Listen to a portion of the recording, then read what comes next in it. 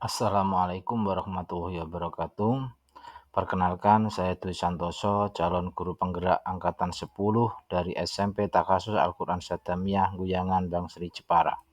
Dalam video kali ini, saya akan memaparkan terkait dengan diseminasi pemahaman dan berbagi praktek baik aksi nyata modul 1.4 budaya positif.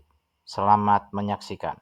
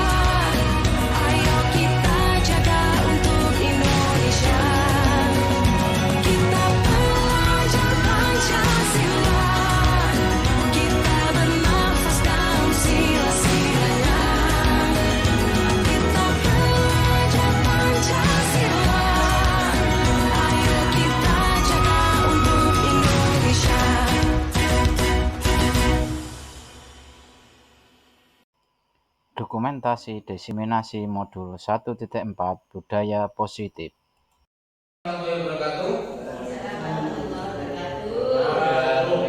Bu Guru SMP Takasus Syadamiyah. Di sini saya selaku calon guru penggerak angkatan 10 dari SMP Syadamiyah akan menjelaskan atau berbagi pengalaman berkaitan dengan budaya positif. Ngoten nggih.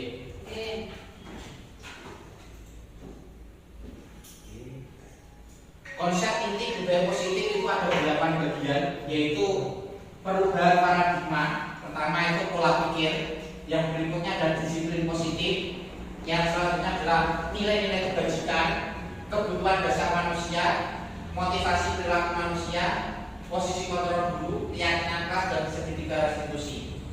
Nanti dari 8 hal ini, kalau kita bisa memahami itu berarti kita sudah melakukan namanya budaya positif. Nanti ketika jenengan saat ini saya jelaskan ini, jenengan paham, insya Allah jenengan akan berpikir ternyata selama ini kok ada yang nggak pas dengan cara saya mengelola anak-anak. Karena budaya positif ini kaitannya dengan mengelola anak-anak, emosi anak-anak. Itu oke. Yang pertama berkaitan dengan pembelajaran tentang perubahan paradigma. Pembelajaran dengan paradigma baru merupakan pembelajaran yang dirancang berdasarkan prinsip pembelajaran diferensiasi. Artinya diferensiasi itu Bapak Ibu guru memberikan pembelajaran itu tidak dengan satu konsep. Misalnya gini, apapun kebutuhan anak, jangan ngajari soal ilmu kuwi. Nah itu tidak diferensiasi. Kalau diferensiasi itu begini, misalnya Pak Imam melihat Gabriel itu orangnya itu tidak bisa giro gitu kan, tidak bisa tenang. Maka pembelajaran ala Gabriel itu memang harus dikonsep supaya dia bisa jalan-jalan terus. Contoh misalnya dengan konsep teman sebaya, misalnya dia itu akrab dengan si A, itu datang si A, terus pindah suruh datang si B, pindah datang si C, artinya dia bergerak. Itu artinya kita mengakomodasi kepentingan anak. Terus ada lagi misalnya si siapa, ternyata dia itu hafalannya pintar, tapi kalau disuruh melakukan yang tidak hafalan tidak paham, maka dia itu dengan hafalan. Atau mungkin ada yang mendengarkan, maka dia itu disuruh mendengarkan temannya baca.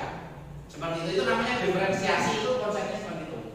Sehingga ketika dia belajar sesuai dengan kebutuhan berdasarkan tahap perkembangan sesuai teori psikologi. Nah itu dengan tujuannya untuk mewujudkan profil pelajar Pancasila. Seperti itu, gitu. Jadi itu. Terus di sini itu ada intinya itu di profil pelajar Pancasila. Maka ketika kita mempelajari P5, ada di sini ada gotong royong, ada kebenaran kritis, ada mandiri dan seterusnya. Itu sebenarnya sudah kita praktekkan. Cuman kadang kita tidak menyadari. Seperti itu, gitu. Selanjutnya berkaitan dengan ilusi tentang teori kontrol. Sebenarnya itu bahasanya ilusi. Misalnya siswa mengikuti jenengan, misalnya Gabriel duduk, itu bukan karena jenengan. Jadi ilusi, guru mengontrol murid itu ilusi. Karena sebenarnya apa? Ini teori loh, dalam arti jenengan mendebat, enggak karena tak perintah duduk, makanya dia duduk. Secara teori orang itu duduk dan tidak mau duduk itu bukan karena jenengan, tapi atas kemauannya sendiri. Itu atas kesadarannya sendiri. Gitu, okay. Maka ketika guru itu mengontrol murid itu ilusi, jadi sesuatu yang tidak real. Yang berikutnya adalah ilusi bahwa kritik dan membuat rasa bersalah mampu menguatkan karakter. Jadi ketika jenengan itu istilahnya memvonis anak itu bersalah atau membuat anak itu merasa bersalah, terus sehingga ikuti jenengan, mengikuti keinginan jenengan, itu ilusi.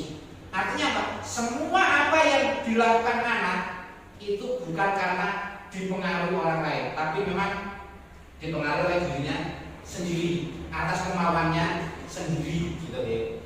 Terus ilusi bahwa semua penguatan positif, efektif dan bermanfaat. Artinya ketika jenengan memotivasi anak, itu juga ilusi. Anak itu jenengan itu ilusi. Itu teorinya kan ya. Ilusi bahwa orang dewasa berhak memaksa. Itu ilusi. Ketika misalnya profesor terus sama muridnya memerintahkan sesuatu, terus anaknya itu ikut, itu bukan karena statusnya dia orang dewasa, benar ngatur caci. Yang berikutnya kita mencoba mengubah orang agar berpandangan sama seperti kita. Sebenarnya adalah kita berusaha memahami orang lain tentang dunia. Jadi bukan orang lain itu berpandangan seperti kita, tapi kita itu memahami tentang pandangan orang lain. Artinya ini, orang ngajak wong liya sesuai keinginan kita, tapi kita memahami orang lain supaya bisa jalan bareng. Teorinya apa? Berikutnya, perilaku buruk dilihat sebagai suatu kesalahan. Jadi kita selama ini percaya hanya Anda yang bisa mengontrol diri Anda. Jadi orang lain itu tidak bisa mengontrol Anda. Jenengan itu yang bisa mengontrol jenengan Anda. Misalnya Pak Pi itu mau datang hari ini itu bukan karena paksaan saya, tapi mempunyai keikhlasan pengen datang. Maksudnya seperti itu. Oh no. Ya, gitu. Itu jadi maksudnya seperti itu. Terus saya bisa mengontrol orang lain, Anda tidak bisa mengontrol orang lain. Artinya misalnya saat ini misalnya saya selaku kepala sekolah, Pak tolong ini dikerjakan. Tapi realitanya buat pulang. Saya tidak bisa nahan kok. kontrol. Itu. Jadi itu realitanya seperti itu. Pemaksaan pemaksaan ada pada saat bujukan gagal. Misalnya ada memaksa orang itu saat membujuk gagal. Pak nanti gini yo, gini. Terus saya menggunakan powernya. Saya itu kepala sekolah. Tidak ikut karena ada tengani. Artinya paksaan pada saat gagal itu kita makanya menggunakan bujukan gagal itu menggunakan paksaan. Terus teori yang sekarang kolaborasi dan konsensus menciptakan pilihan-pilihan baru. Jadi kita berpikirnya kolaborasi kesepakatan. Jadi tidak boleh paksa. Kolaborasi itu artinya tidak menghilangkan. Tapi misalnya Pak menghendaki A, walaupun saya sebagai kepala sekolah menghendaki B, itu tidak menghilangkan A-nya. Tapi bagaimana B dan A itu bisa sepakat, bisa berjalan bareng. Entah itu dengan cara bagaimana gitu. Seperti itu, B. Terus berikutnya model berpikir menang kalah. Sekarang berpikirnya menang-menang. Jadi semuanya tidak ada yang dikalahkan. Itu konsepnya seperti itu. Nah. Terus disiplin positif. Disiplin berasal dari kata disiplina. Itu, B. Ini secara teoritis. Artinya adalah mengacu pada disiplin diri. Jadi disiplin itu mengacu pada disiplin diri. Jadi istilahnya kita bicara disiplin itu mengacu pada disiplin diri. Diri kita gimana? Seperti itu, ya. Terus disiplin positif merupakan suatu cara menerapkan disiplin yang bertujuan untuk menumbuhkan kesadaran serta memberdayakan peserta didik tanpa imbalan dan penggantian atau reward, ancaman dan hukuman. Jadi disiplin diri itu membangkitkan kesadaran. Tujuannya membangkitkan kesadaran. Ketika anak itu melakukan sesuatu atau tidak melakukan sesuatu itu bukan karena diancam, bukan karena diberi imbalan, bukan karena hukuman, tapi hanya sadar diri. Seperti itu kira-kira. Yang berikutnya sebagai pendiri tujuan kita adalah menciptakan peserta yang memiliki disiplin diri sehingga mereka berperilaku mengacu kepada nilai-nilai kebajikan universal. Kebajikan universal artinya kebenaran yang sudah diakui secara umum. Tidak pokoknya karepku ini. Nek karepku ini berarti kan kebenaran menurut saya, menurut diri sendiri. Itu berarti sifatnya universal. Berikutnya nilai-nilai kebajikan. Nah, ini nilai-nilai kebajikan yang berlaku secara universal ya.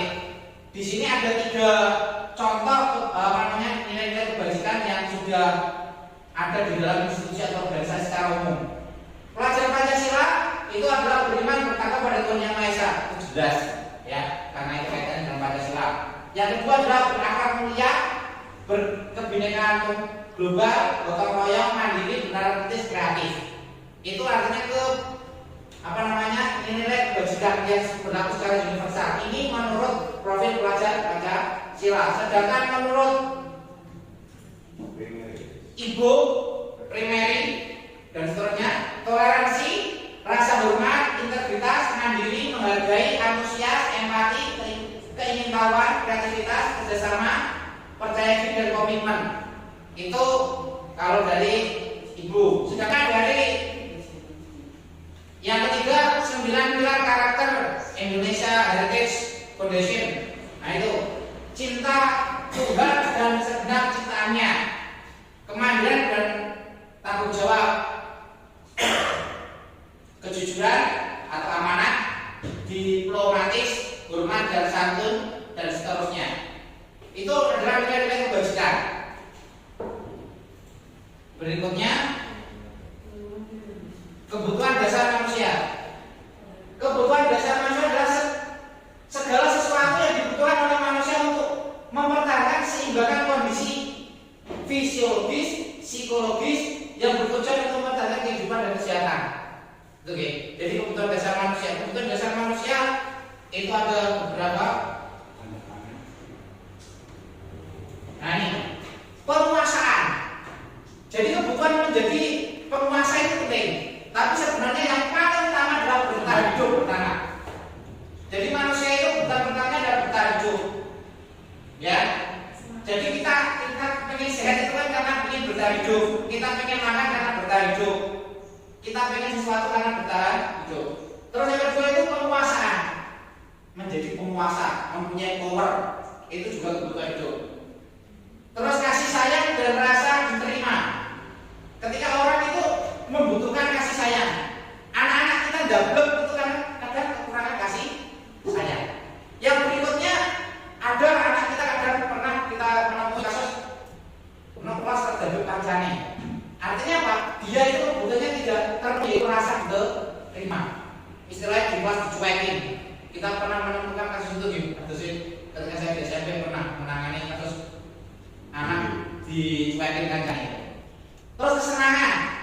Kenapa tidak masuk sekolah? Anaknya sudah game karena untuk memenuhi kebutuhan kesenangan. Terus kebebasan. Karena apa? Dia pengen sakar PDW, Gabriel, bangun itu berarti ada kebutuhan tentang kebebasan. Itu contoh seperti itu. Selanjutnya perilaku, motivasi perilaku manusia. Perilaku motivasi perilaku manusia itu ada 3. Menghindari hukuman. Ketika kadang kita itu kan melakukan sesuatu benar dihukum, kita sendiri kadang kira-kira dari anak-anak itu dapat apa? Sering kita temui anak-anak kita seperti itu kan. Itu berarti motivasinya perilakunya itu karena menghindari ketidaknyamanan atau hukuman. Yang berikutnya untuk mendapatkan penghargaan. Pak, aku mau untuk opo? Sering kita temui seperti itu ya. Nah itu. Terus yang ketiga itu yang paling baik, yaitu ingin menjadi orang yang mereka inginkan. Aku pengen seperti apa? Punya cita-cita ya. Dan menghargai diri sendiri. Menjadi orang baik kan biasanya ingin menjadi menghargai diri sendiri. Dan makanya tujuannya apa? Aku ingin ben apa jenenge awakku iki apik. Intinya itu artinya motivasinya itu yang ketiga itu yang paling bagus. Kalau saya melakukan ini ben dukung, bentuk penghargaan, ben para belum capek, nah itu penghargaan ya kan. Nah itu. Maka kita arahnya adalah yang ketiga. Berikutnya hukuman itu konsep disiplin dengan identitas gagal. Hukuman itu akan menyakitkan, membuat ketidaknyamanan, murid takut, memaksa, murid menyembunyikan kesalahan. Jika kita menghukum, murid akan berusaha untuk bohong, ya. Misalnya mesti alasan bela cepet tapi jujur. Karena apa? Ingin menyembunyikan kesalahan. Berikutnya murid menjadi rendah diri ketika kita sering menjustifikasi atau menghukum dia, maka dia berpikir paling nanti menjadi rendah diri. Berikutnya penghargaan itu juga tidak bagus. Kenapa? Tidak efektif. Terus yang berikutnya merusak hubungan, sifat iri. Misalnya Pak PI di kelas ada 2 anak, 1 pintar, 1 kurang. Terus yang pintar selalu diberi penghargaan. Akhirnya ini, paling tak kayak ibu, bosnya ditunjuk. Paling dimilih kayak ibu. Nah, kita akhirnya ada ini. Berikutnya mematikan kreativitas. Karena apa? Orang kalau sudah sering dihargai itu mentok, ya, mentok, dia tidak berkembang. Terus menghukum dengan sistem ranking, maka ranking itu tidak diperkenankan sekarang ini. Karena ranking itu membuat kasta. Jadi seakan-akan membuat cap. Anak itu pintar, anak itu kurang pintar, anak itu yang 1 ini ranking 32. Padahal dalam kehidupan nanti ke depan kemungkinan yang ranking 32 itu menjadi lebih sukses. Jadi ini jika itu. Makanya seperti itu. Terus merampas hak menghargai dirinya. Itu oke. Berikutnya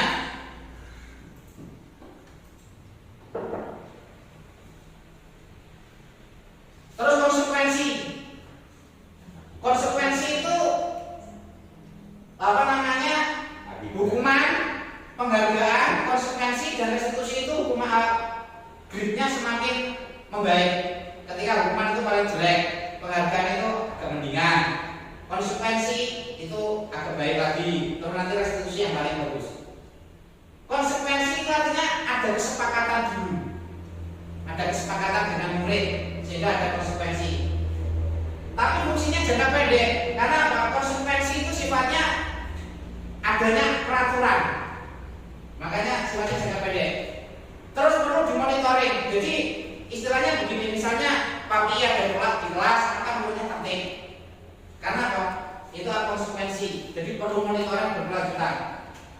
Stimulusnya respon, murid menghormati peraturan. Jadi bukan menghargai keberadaan Pak Pi, tapi karena peraturan. Itu misalnya di kelas itu artinya berpikirnya masih konsekuensi. Terus kehilangan waktu untuk merenungi kesalahan. Sedangkan restitusi adalah murid bertanggung jawab untuk perilakunya fokus pada pemecahan masalah jangka panjang. Jadi ketika ada anak punya masalah, itu tidak kamu melakukan ini, kira-kira untuk menyelesaikan ini kamu melakukan apa? Misalnya PSAJ tidak ikut, nah kira-kira kamu itu akan melakukan apa supaya bisa seperti teman-teman kamu. Jadi bukan ayo gerak besok ya, walaupun orientasi tujuan akhirnya anak itu mengerjakan, tapi bahasa yang digunakan adalah anak disuruh berpikir. Jadi itu atas inisiatif anak. Maka di sana anak mau murid bertanggung jawab. Yang kedua, murid menghargai dirinya sendiri dan orang lain. Jadi mulai berpikir menghargai dirinya sendiri dan orang lain. Terus teori kontrolnya, dirinya memegang kontrol. Jadi anak itu merasa bahwa yang menentukan ya saya sendiri gitu. Gitu. Misalnya, dia Pak menginjek keluar darah, menggantikan kemarin saya tidak hadir. Berarti dia itu mengontrol dirinya sendiri, yang menentukan nasib sendiri. Terus posisi kontrol, kita sering seperti ini, penghukum. Kita seringnya jadi penghukum. Jadi ketika ada anak melakukan kesalahan, kita tuh seringnya jadi penghukum. Lagi, itu jadi penghukum. Nah, dia itu membuat anak merasa bersalah. Terus sebagai teman, sebagai pemantau atau sebagai manajer, guru itu bisa menerapkan ini. Yang paling bagus adalah sebagai manajer. Ini. Kalau sebagai pemantau itu butuh waktu untuk memantau terus, mengontrol anak itu. Kalau teman nanti apa jenengan biasanya kalau menganggap bahwa murid itu sebagai teman, nanti biasanya kesalahan itu umumnya. Bahasanya ternyang, bahasa Jawa deh. Ngelonjak. Nah, ngelonjak gitu. Nah, maka biasanya teman itu kecenderungan seperti itu. Nah, penghukum, Pak Ketua sekolah lalu berdiri di depan kelas, harus di depan barisan. Itu contoh sebagai penghukum. Jadi jenengan memberikan seakan-akan itu langsung divonis itu salah dulu. Terus ya harus melakukan ini. Pemantau, kamu sudah melanggar apa peraturan yang dan konsekuensinya. Melanggar loh, nah. Konsekuensinya apa? Nah, seperti itu. Teman, ayolah tertib, bisa menggunakan kata ayolah. Ayolah, jumlah ta. Nah, seperti itu bagi teman. Maka biasanya yang mau bahasanya Pak Iman melujak. Terus membuat rasa bersalah. Biasanya ini kecenderungan membuat rasa bersalah. Sudah berapa kali sih tak ingin gue dicintakan, gue sakit kalau guru. Saya kesel, marah ini bolak-balik ke jalan belum sekolah. Nah, itu merasa bersalah. Membuat anak merasa bersalah. Sering kita akan melakukan itu. Misalnya, betulin ibu lah, bisa disini belum melas. Nah, bapak-bapak jadi kan?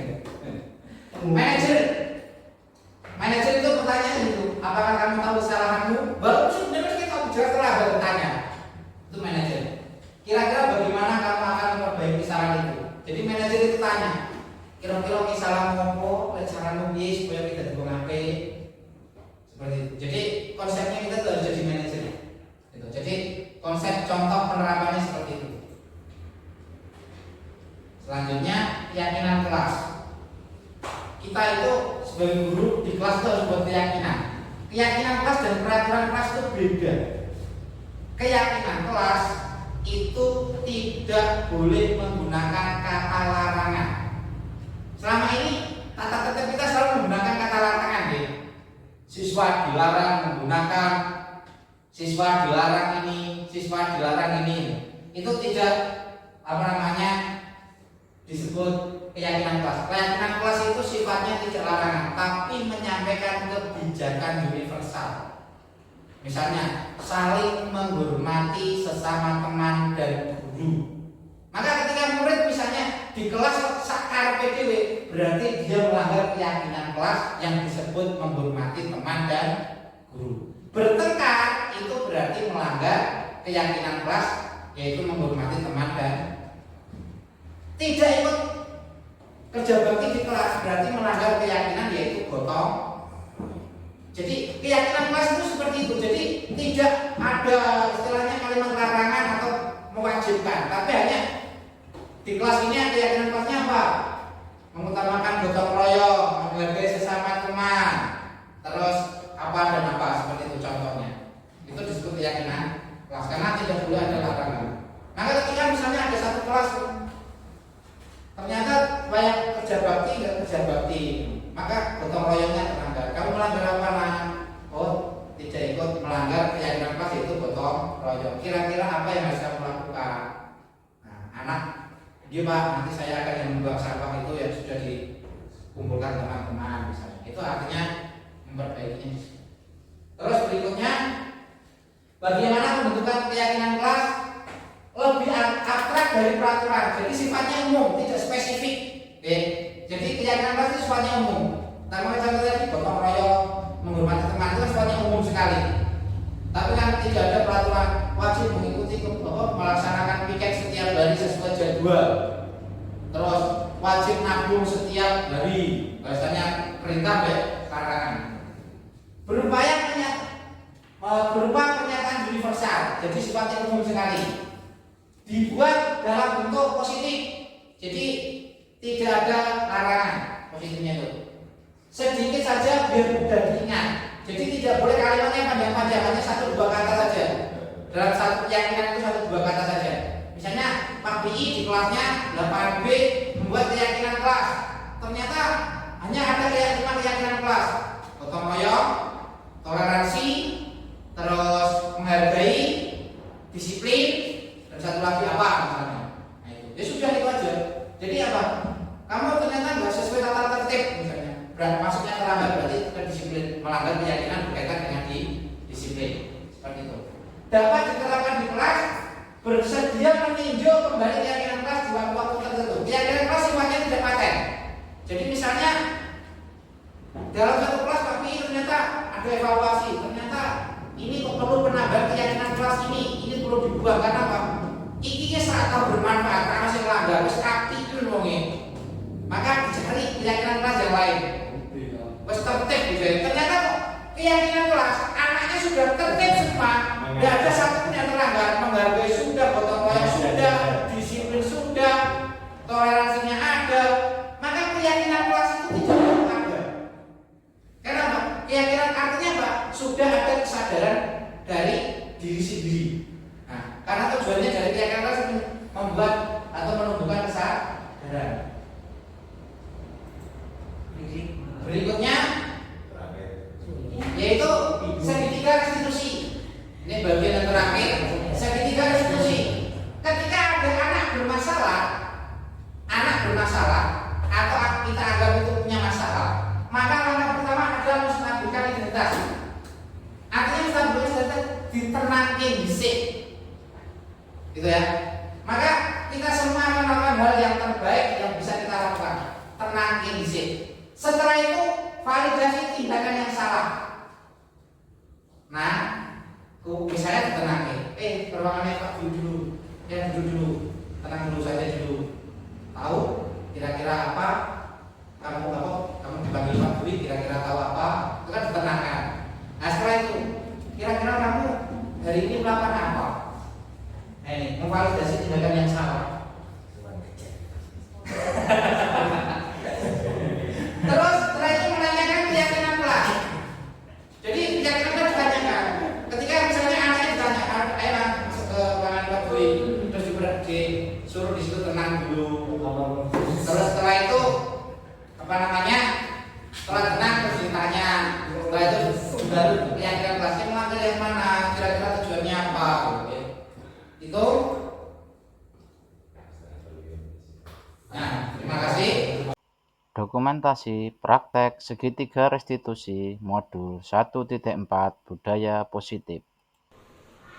Assalamualaikum Pak Dwi. Waalaikumsalam. Kamu tahu dipanggil Pak Dwi sebentar? Tahu Pak. Bukan, Jumat kemarin kamu tidak ikut ekstra pramuka ya? Iya Pak, maaf soalnya saya buru-buru pulang Pak.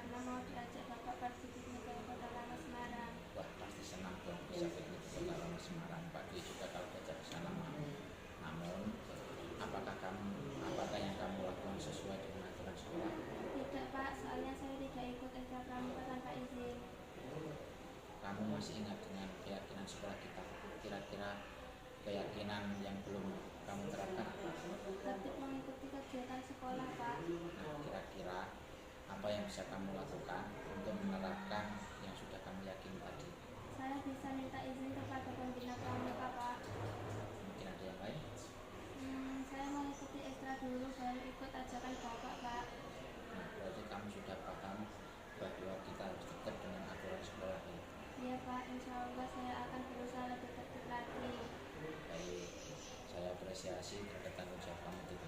Terima kasih, bisa kembali ke kelas. Terima kasih, Pak Dwi. Wassalamualaikum. Waalaikumsalam. Assalamualaikum. Waalaikumsalam. Jovan juga, ayo silakan duduk. Kalian tahu panggil Pak Dwi isinya apa, Pak? Mungkin berkaitan dari kehadiran kami ketika PSAJ. Ya benar. Tapi kalian tahu jadwal PSAJ itu sampai tanggal berapa? Lupa Pak. Ya. Semua orang pernah melakukan kesalahan, termasuk Pak Dwi. Namun tindakan kita pasti ada alasannya. Kira-kira mengapa kalian tidak menyelesaikan kegiatan PSAJ sampai selesai? Karena jadwal saya hilang dan tetangga saya mulai hari Rabu juga tidak masuk sekolah. Katanya PSAJ-nya sudah selesai. Tetangga kamu sekolahnya di mana? Di SMPN 2. Sampai juga wajib. Kalian lupa atau lupa ingatan? Kalian itu sekolahnya di SMP Sadamia. Di SMP Sadamia PSAJ itu ada PSAJ pelajaran Takhasus. Iya Pak, ya Pak. Saya lupa. Kalian masih ingat keyakinan sekolah kita? Masih Pak.